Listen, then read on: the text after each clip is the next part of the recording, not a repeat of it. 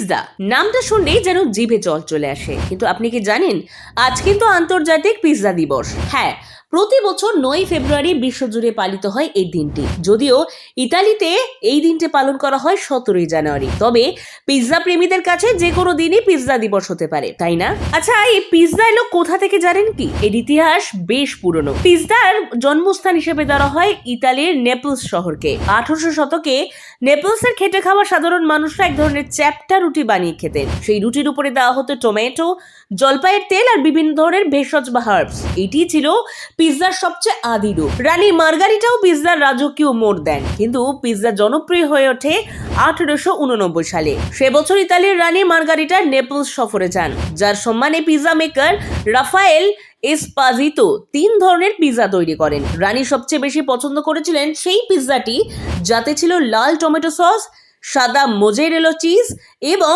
সবুজ বেসেল। রানীর নাম অনুসারে এই পিৎজার নাম হয় পিৎজা মার্গারিটা। পিৎজা মানে এক টুকরো আনন্দ, তাই আজকের এই বিশেষ দিনে প্রিয়জনকে সাথে নিয়ে এক কামড় পিৎজা খেয়ে সেই আনন্দ ভাগ করে নিতে একদম ভুলবেন না।